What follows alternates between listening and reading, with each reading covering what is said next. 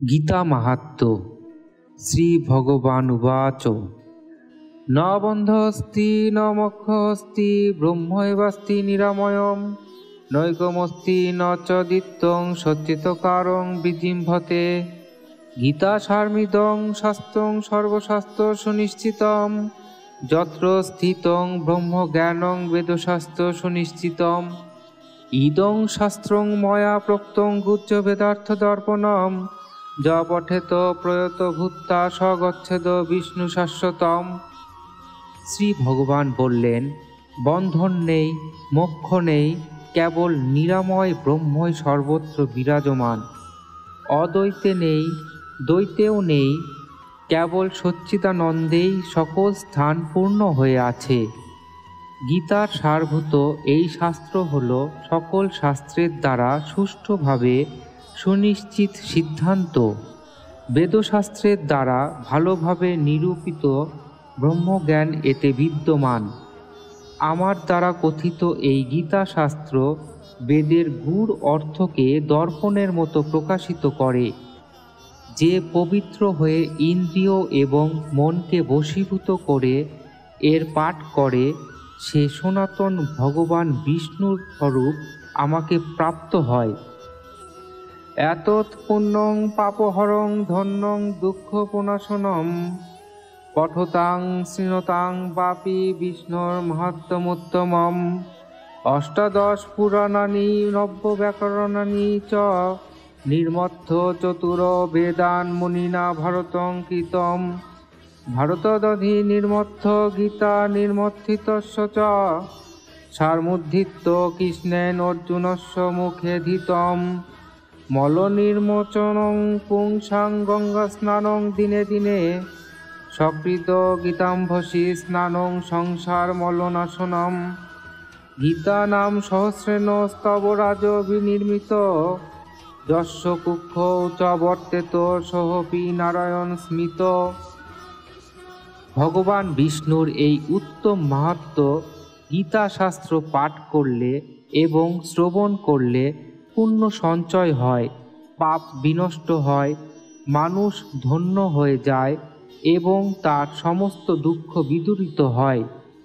মহামুনি ব্যাসদেব অষ্টাদশ পুরাণ, 9টি ব্যাকরণ এবং 4টি বেদ মন্থন করে মহাভারত রচনা করেছেন।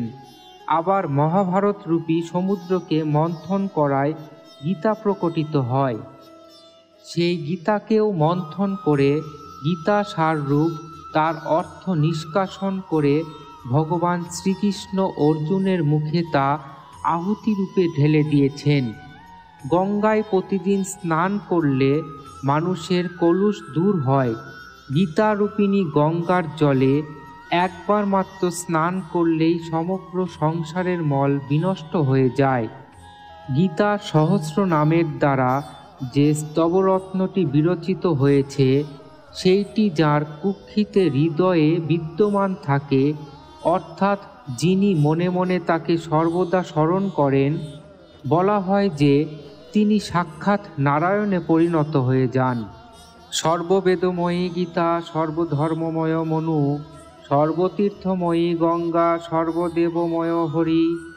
পাদস্যা পার্থ পাদং বা শ্লোকং শ্লোকা ধর্মে বা নিত্যং ধারয়তে যস্তু সমক্ষমধিগচ্ছতি। কৃষ্ণ বৃক্ষ সমুদ্ভূতা গীতামৃত হরিত কি মানুষই কিং ন খাদ্যেত কলো মল বিরেচনী। গঙ্গা গীতা তথা ভিক্ষু কপিলাসত্য সেবনম বাসরং পদ্ধনাবশ্য পাবনং কিং কলৌ যুগে।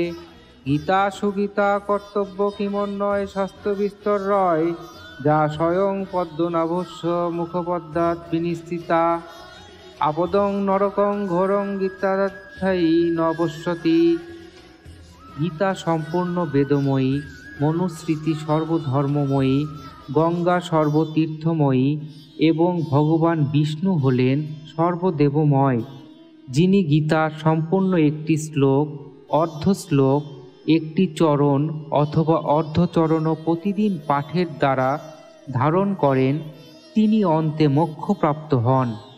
শ্রীকৃষ্ণরূপী বৃক্ষ হতে আবির্ভূত গীতারূপ অমৃতময়ী হরিতকী মানুষ কেন ভক্ষণ করে না, যা কলির সমস্ত মলকে দেহ হতে নিষ্কাশিত করে?